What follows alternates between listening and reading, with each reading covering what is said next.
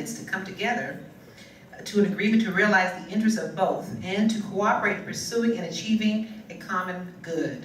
In the past, however, too often politics has essentially been transactions of convenience for candidates and communities and or personalities without adequate involvement of the community and concern for its interests. This has led too often to confusing and conflating class interests with mass interests, group concerns with community concerns, and personal benefit with collective benefit.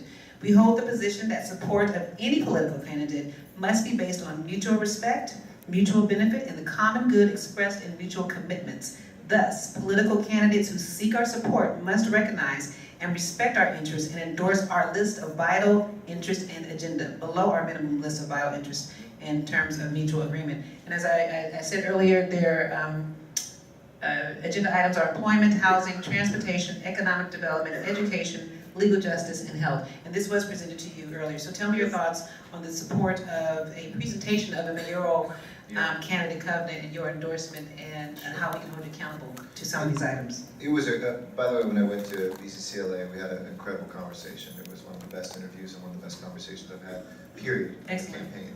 And proud to have the support of, I know they haven't endorsed the organization, but many of the individuals, including Eric Lee and others.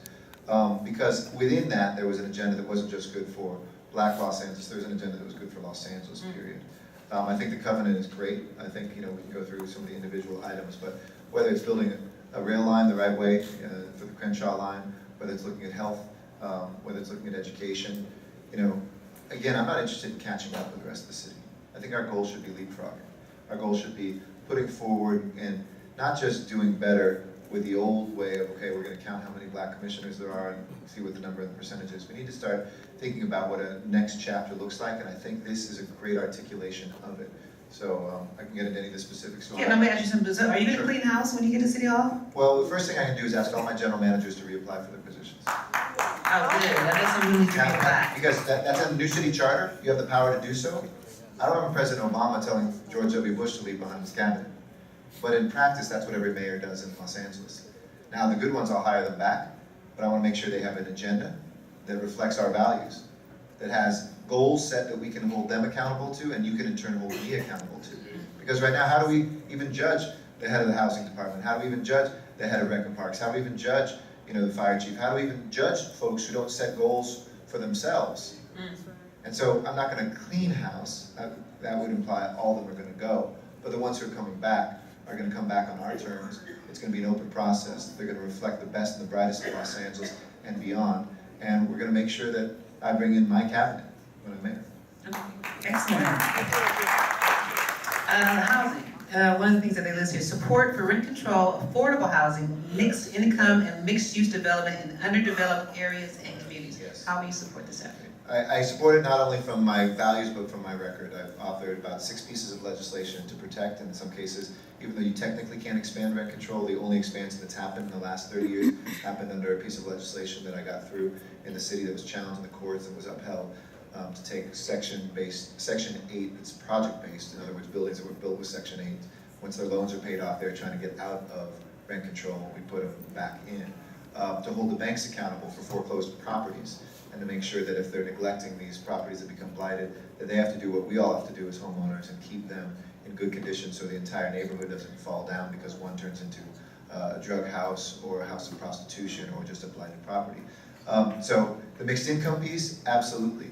My district is a great example of that. Hollywood and Vine, which I mentioned before, used to be the punchline to jokes. When we redeveloped that area, we built for sale condominiums, and we actually have movie stars, TV stars coming back to the boulevard where they haven't lived in 50 years, a hotel for visitors, which means that there's also jobs that pay a living wage for folks. But on the same block, we have apartments that are market rate for young professionals or people who are retired who want to live in Hollywood, and 20% I negotiated, no cost to us, low income. When folks said, why'd you put mixed use there? Why would you take Hollywood and Vine and put low income apartments there? Why not put them a few blocks away? I said, because the woman who works at the W Hotel as a housekeeper might have a shot of going home on the same block where she works and helping her daughter with homework after, instead of being caught in a bus or in her car 2 hours driving to and from the only place she can afford to live. That's above a Trader Joe's, right above a subway line, etc. That makes sense for reducing traffic, for economic justice, and for jobs. Okay, excellent. Transportation. The restoration of the bus dash service to ensure contiguous public transportation routes between LAX, Crenshaw, and downtown Los Angeles. We need to not only have the rail lines that I support, like finishing the Expo line, getting the Crenshaw line done and doing it the right way, expanding the Wilshire line to the west side, doing a 405 corridor line, and getting the Green Line to the airport. We need the connectors to those main lines. Because those connectors too can be the neighborhood circulator. We can reduce traffic in this town with good dash buses and I'd like to see them be smaller buses sometimes for the neighborhood. Every other city I've ever lived in has these small buses that are, help you get to the supermarket so you don't have to get in your car to do it. That help you go out to a movie so you don't have to get in your car and worry about parking. Those are as important to me as the big lines that will help relieve long-term our traffic woes, because every car trip we take off, 75% of our car trips are not to and from work, they do everything else. So I want to take some of those off the road, because we still have to probably drive to and from work if we have a car, but it's those other ones that will help reduce traffic. Economic development, and we talked earlier about just the eyesore of Malton Square. Yes. And the need for it to be redeveloped and to increase commerce along the Crenshaw corridor. How can you ensure that not only is Malton Square developed, but that there is a Black developer involved in that redevelopment process? Absolutely. Well, it's very important for me to have as much local business involvement, both not just on the ownership, but the construction side too. For instance, African Americans in the last decade, we've pushed from City Council more African Americans to be trained in the building trades, and they've gone into the apprenticeship classes, which is good, higher numbers than before, but not many of those faces are showing up on the work site. So we've got to make sure, and working with the Black Workers Center and others, and I'm glad to have a very diverse city. I'm a Latino myself, to see there shouldn't be language discrimination on the work site. I take in a contractor, for instance, sometimes if you don't know Spanish, you don't get hired. They say, sorry, you're not going to be able to talk to the other workers. That's a problem we can overcome, and that we need to make sure that there's Black and brown and white and Asian folks that are working on construction projects.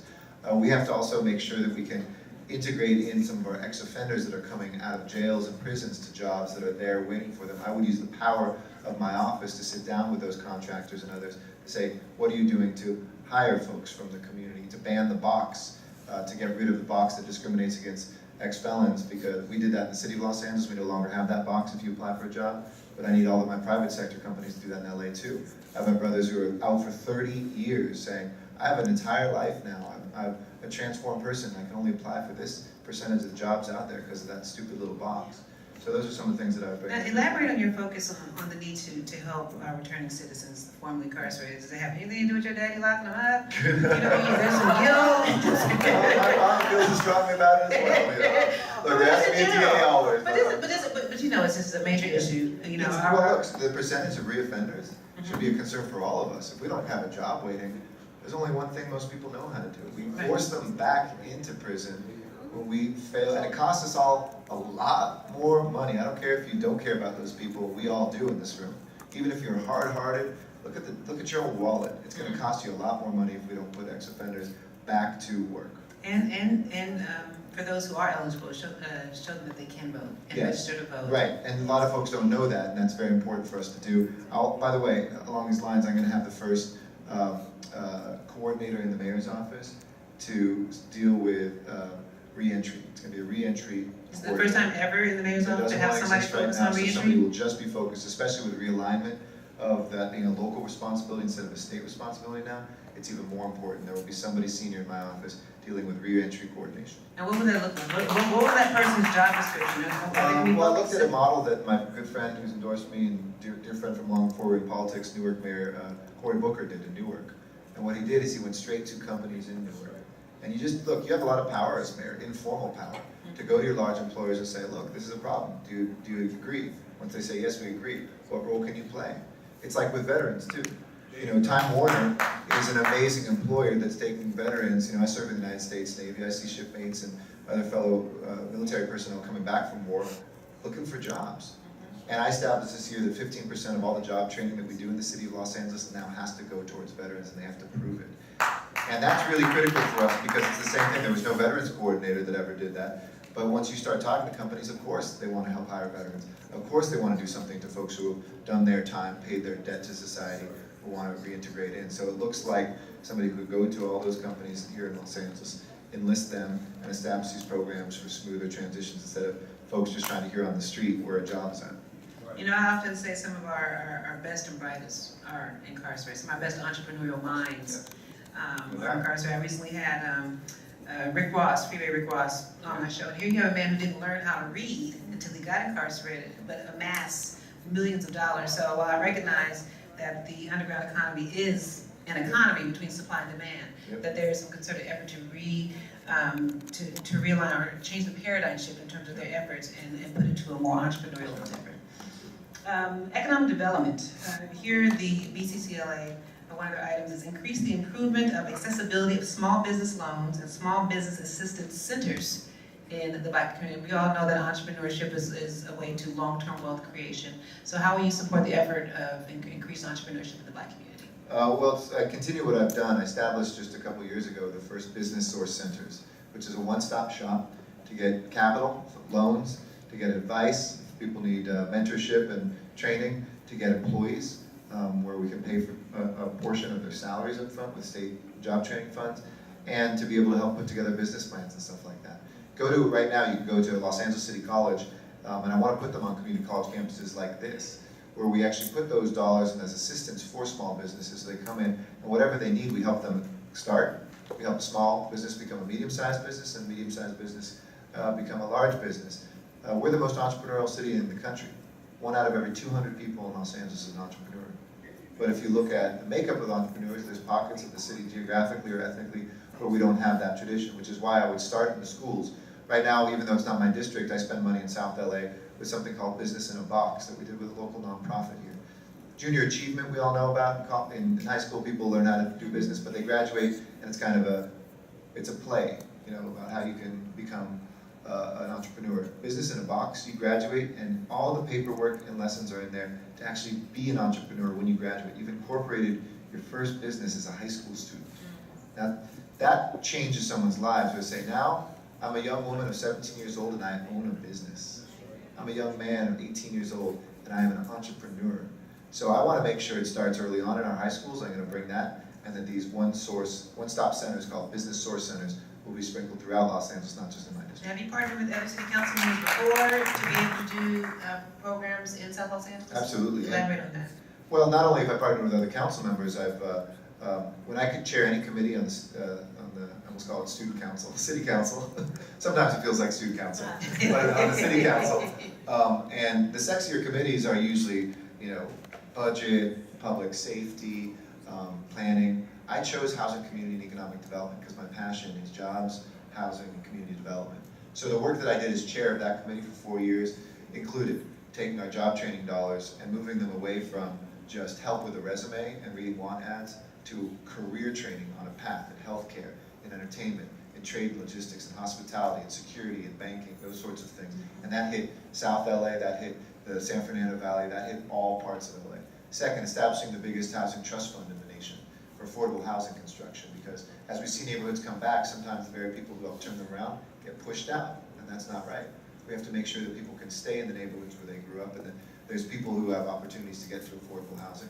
And then there's things like Proposition O, the nation's largest clean water bond, which I co-authored with Jan Perry. That created wetlands in South LA, just like it created the Echo Park, renovation that I was talking about a little bit. So you believe in collaboration? Absolutely, and as city council president, or former city council president, I'll come in as mayor with the most collaborative background since Tom Bradley's been mayor. I mean, you had Dick Reardon who beat up on the city council for fun, and that wasn't too effective. You had Mayor Hahn, who was good to the council, but he wasn't a pick up the phone and call you every single day kind of guy. And Mayor Villaraigosa and I, we worked on this together, but he never visited council members in their office. He hasn't necessarily always collaborated as closely. The power of the mayor is how closely you can collaborate with the council, considering that 13 of them endorsed me, 2 have endorsed my opponent, that I was elected 4 times by those people to be their leader already. It means I will hit the ground running, empowering them, lifting them up, and being more powerful as mayor. What did you think of Villaraigosa as mayor? I actually think Villaraigosa is going to go down as one of our great mayors. I Why? do. Look, there's plenty of faults that he's made personally. There's plenty of missteps that he made, but I'll say three reasons why. One of them, public safety. This was the safest big city in America in terms of per capita violent crime last year, even safer than New York City. Now, I've worked closely with him on that, but that wasn't just because we boosted a police department. It's because we started programs like he and I started, like Summer Night Lights, which after a 16-year-old girl was killed in my district, walking hand in hand with her boyfriend, a block and a half from a park. I said, how could that be? How could we let a park be closed during the summertime? And we opened that park in the summertime. That started at 1, and we saved lives that summer. It was a refuge, 40% drop in crime. Went from 1 park to 8 to 16 to 32. And he backed that up and he pushed that forward. Second, transportation. We're about to enter the golden age of transportation construction in the city. And I'm not talking about the 405 widening. I'm talking about transit lines that this mayor has helped queue up through the passage of Measure R, that the next mayor will have to push the next iteration of, but I think he's done a great job putting that forward. I mean, I differ on education a little bit, on our philosophies, but the fact that he's cared about education has also been very important. And he's also gotten money to be spent now where it's needed, on paving, on sidewalk repair, not just sprinkling in 15 ways. Now, there's plenty of other places I think, he and I differ, and where I would have done things differently, and where I've even opposed him. But I do believe that looking back on that, in the midst of a recession, to have balanced this budget together, to do the largest package of pension reform, those were really tough things, and he stepped up and did them. Okay. Before we get to our audience Q&A, they've submitted some questions while we were talking. I'm going to ask you one from BCCLA's legal justice agenda, and we're going to end with education. Sure. Legal justice, the investigation of LAPD regarding public claims of police brutality, corruption, discrimination, and racial targeting, both within the department and in the Black community. What did you think about the Doran issue? Well, not just that, I look at USC, it just happened at USC.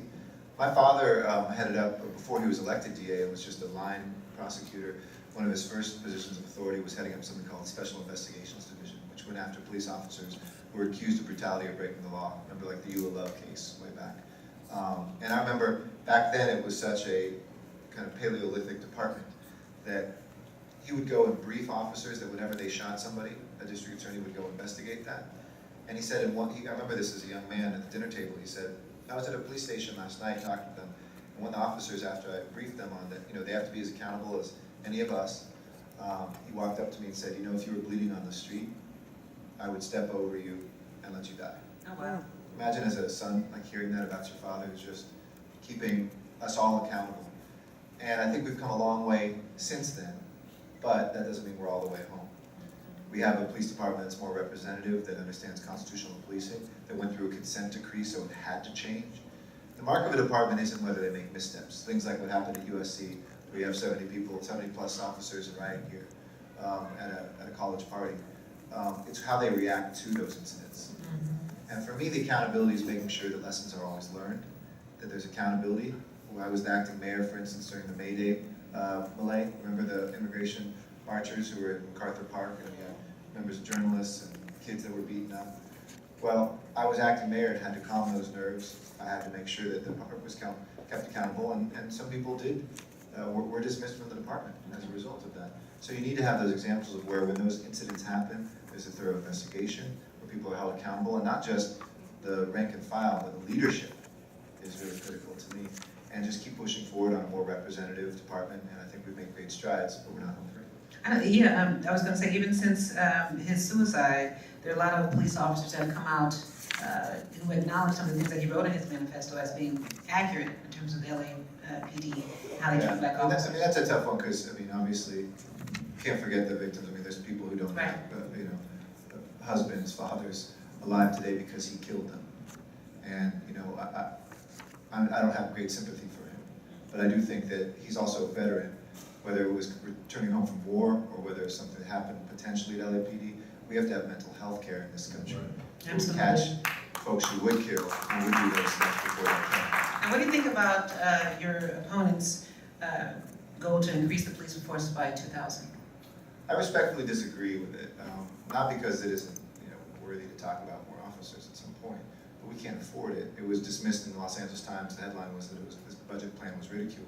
If I had more money, I would put it into overtime right now with officers who are already trained, who we're sending home before a detective can clear a case, for instance. We're seeing our case clearance rate and the percentage of cases that are actually cleared and solved go way down because of the cuts of the last few years in the recession. Any new money, I think, should go into restoring some of that overtime, being able to put a cop on the beat today instead of training a new one with a new salary, with a new pension, with new health care. And look, I'll speak straight about that. It's easy in an election to say, I want more cops, or let's just boost the department. Maybe it gets you votes, but it's not realistic. We cannot afford it. we're still getting out of balancing the budget. I'd rather put that money into crime prevention programs for young people before we even have those crimes committed, because traditionally there's been a penny on the dollar for prevention to suppression. And I changed that with a policy a few years ago where now it has to be a dollar match. If you expand the number of police officers by $1, you have to expand the number of intervention and prevention programs by $1. Talk to every police officer, they'll tell you that's the best thing to do. They don't want to be arresting, they'd rather have it stop. Okay, all right. Final question on education before we get to our audience Q&A. The engagement of UTLA in the policy areas of teacher effectiveness, evaluations, and accountability. It's important. I'm very proud to have the support of our classroom teachers, to be endorsed by them. My grandmother was a public school teacher. I used to teach in the classroom before being elected. And I don't like this division that's happened in education, where we've kind of caricatured two camps, where if you're a so-called reformer, well, if you're with the teachers union, they might say you're out to privatize our schools. And if you're with UTLA, the so-called reformers will say, well, they're just trying to stop progress and keep bad teachers in school. That's not true on either side. There are lessons to be learned from reform that we need to all embrace about bringing technology to the classroom, giving more independence to our schools to make decisions. But on the other side, I'm going to make sure teachers are part of the solution, the answer, and they've got to stop being demonized. Of course, we all agree terrible teachers who do terrible things need to be dismissed and gotten out of there quickly.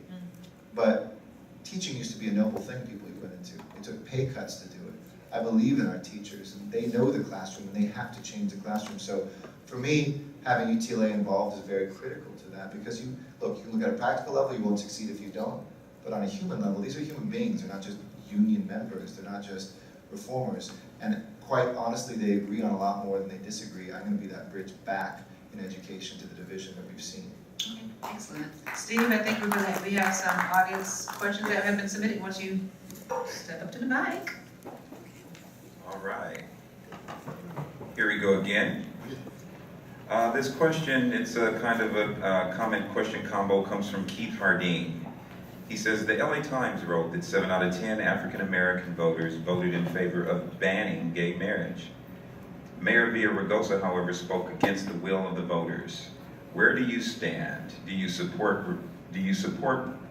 respect of the majority vote? I guess, is Mr. Hardeen, are you referring to the majority vote on Proposition 8? Correct. Okay. Yeah, majority Gotcha. vote. Well, I think polls show that personally has shifted. I personally was part of the minority and now part of the majority of folks who do believe in marriage equality.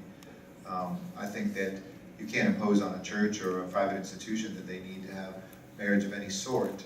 But for the individuals, I'm very supportive of the idea. I mean, I performed the first same-sex marriage on the steps of City Hall. 2 employees who met in my office, who have nothing but love for one another, who are raising a beautiful boy, and they've been foster parents and have done an incredible job taking care of children that have been completely neglected and forgotten.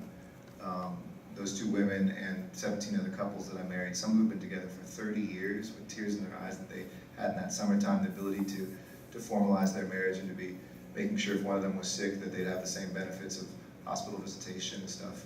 It really hit me very deeply, and I respect that people have different opinions on this. But if we just look at the pure polls today, because I know you mentioned that, I think if it was put before the voters for a vote today, you would see a majority of Californians and now a majority of Americans in favor of marriage equality. That doesn't mean you have to, be part of a church that marries same-sex couples. It doesn't mean that anybody has to come and force you to be in a same-sex marriage. But look, if folks want more marriage, they're welcome to it. I talked to a lot of gay friends who said, oh, now that we can get married, shoot, now we can get divorced too. We're just like you. It's a complicated world now, but if people are willing to have a committed relationship to each other and start families together, I'm all for them.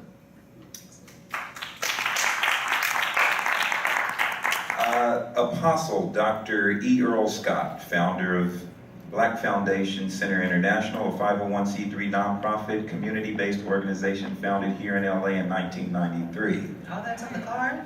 Has 2 questions, and he got this all on one side of the card. Quick question number 1. Do you favor a black general contractor joint ventureship with the general contractor who wins the Crenshaw LAX rail line contract? I would love to see one. I think it would be wonderful to not only on the contractor, but again, the workers. But, you know, that goes out to a bid, that has a kind of, the rules are very clear, you can't just pick somebody because of that. But as I said, I'd go a step further than I've heard any other candidate in this race certainly talk about, and that I've heard from local officials, to do the study that shows a pattern and practice of not enough contracts going to, and I hate the term because I don't use the term minority, but let's call them what they're officially called, minority business enterprises, women business enterprises.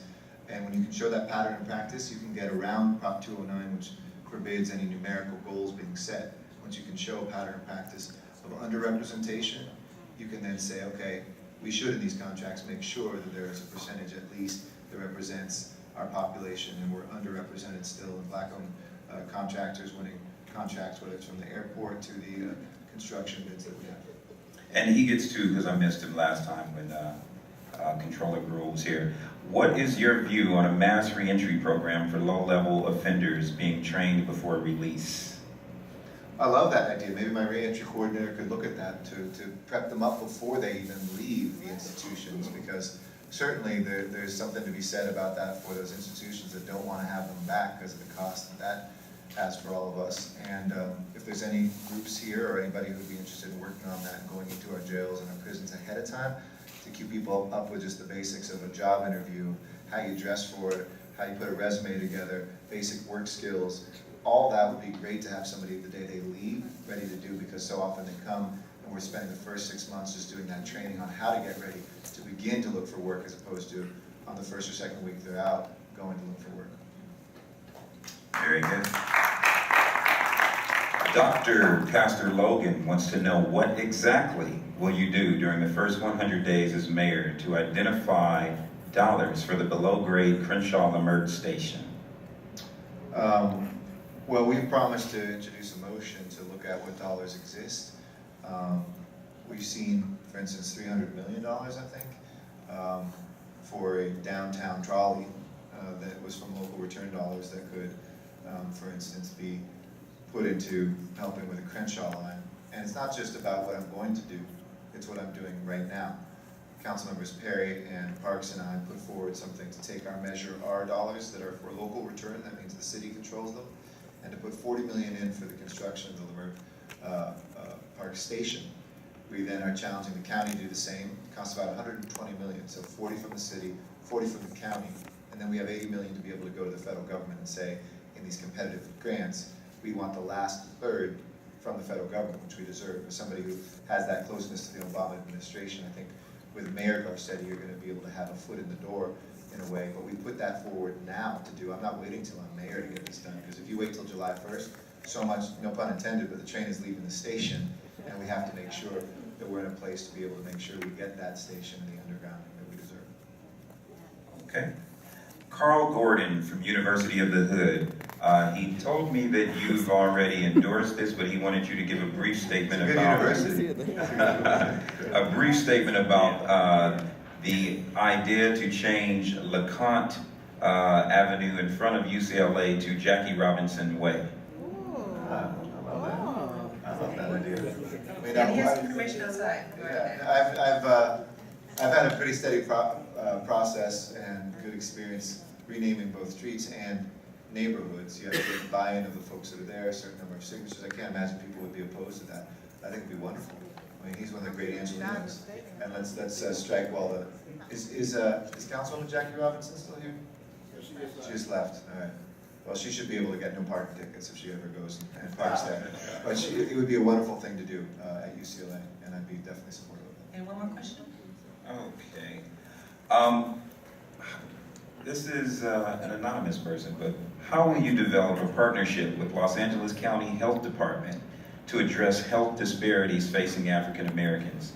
Would you consider a Los Angeles City Health Department like in Pasadena, where Councilwoman Jackie Robinson is from, or Long Beach?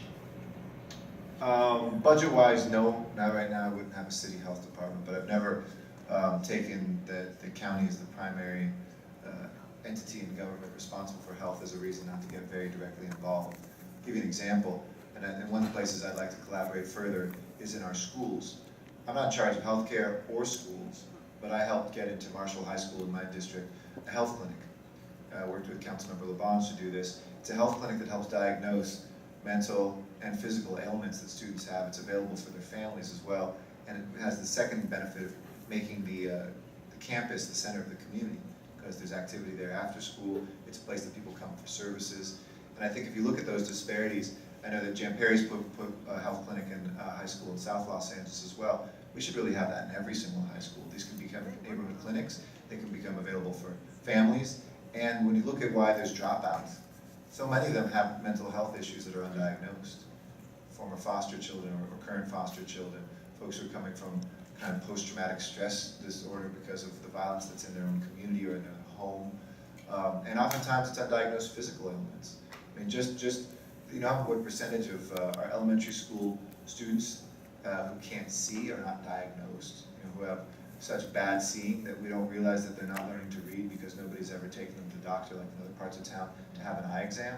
Austin Butner, who was running for mayor before, has a wonderful nonprofit that I've been working with in my district that goes in and gives free glasses to kids in elementary school.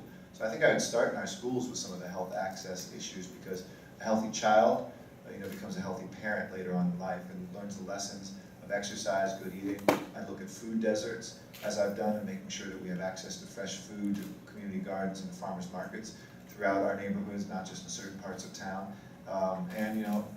Launch a kind of health awareness that we can do, especially with the implementation of Obamacare coming. I want us to be at the front of the line. I was just at the White House last month saying, I want us to be the best city in the nation for the implementation. So the city could put together a healthcare task force with the county on the implementation and the expansion of healthcare through President Obama's initiative. Thank you. So, in our final few minutes, so how are you feeling about Election Tuesday? How are you feeling? I feel really good. I feel it's close, don't get me wrong. And what are the polls saying right now? The polls are saying that it's tied, but I read the paper too, my opponent has run out of money, and we've saved ours. Okay. Now, the difference is she has $6 million in outside money that's come into this race. It's a brand new record, as I mentioned before, led by DWP Union and others. But we're going to have enough money to continue our message, and we have a groundswell of a grassroots operation. Our South LA office, which is on Vernon and Crenshaw across from Limmer Park, is our #1 office in our operation making. What makes it #1? The most calls, the most volunteers, the most products coming out of that office. We're reaching out to almost 10,000 people a day. In your final statement, we're here because we want to be able to hold our next mayor accountable to an agenda, and we're using as the point of our conversation and entry to that, the BCCLA. So you would be willing to sign the covenant, yes? There's a couple things in the covenant that I have no power to do, so I'd be wary of signing, because for instance, one of them, actually, just so people know, I mean, most of the things absolutely I agree with. Like one of them for economic development is the establishment of a subsidized business rent control, where we would pay and make sure that rents stay where they are. We don't have the resources to do that, nor could we do that by law. It would break the law, but I like the idea and exploring that. So not everything, but I could go through and tell people the specifics of it, but I do take this as a blueprint for the work that I will do. So you're willing to reiterate it and make it something that you can be held accountable to? Absolutely, Okay. and I almost felt like it was part of this I had written myself. I mean, that's how near and dear it felt on some of the things like supporting ban-the-box legislation. I've talked for years about this, and since the campaign started, there hasn't been a speech. I don't talk about that hardly. So absolutely, I think this is a brilliant document. It's a great covenant, and I look forward to implementing it with not only BCCLA, but the entire community. And how do we hold you accountable? In closing, how do we hold you accountable and give us some final words for our vote on Election Tuesday? You know, I've always been somebody who's put forward my goals very straightforwardly. I've always said these are the things I'm going to do. I promised in my district I would double the number of parks, and we tripled them. I promised I would be accessible. Whenever anybody's upset with me, they can just come to my office hours and tell me what they're upset about so we can work that out. I don't think we've had a mayor that's walked regularly door to door, that's held office hours, that's done those things where if you don't like what's going on, you will hold me accountable. And furthermore, for me, I'm going to be very crystal clear about what my goals are, and they're going to be numerical. You can count them, you can see them. Right now, I don't know how to judge my general managers, as I mentioned, because besides 1 or 2, they don't say the things they're going to do. I want to slash our dropout rate in half. I want to look at our unemployment rate and bring that down to not just single digits, but below that. I want to create 20,000 jobs, in the green sector, and with a real focus on some of our most working class neighborhoods in South LA, Northeast San Fernando Valley, and East LA. My agenda is out there. And the difference, I think, in this race is I didn't just draft a plan saying these are the things I'm going to do. I've campaigned on the things I have done.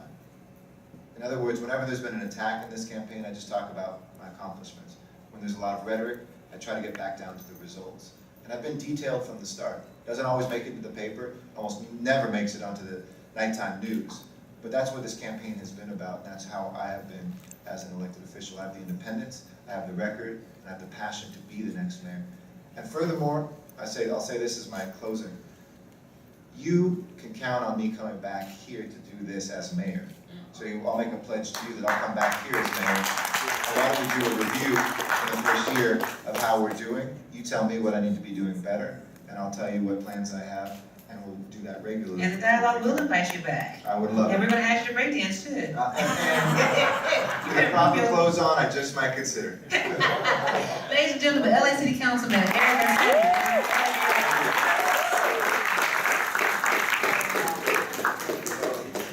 I just changed my vote.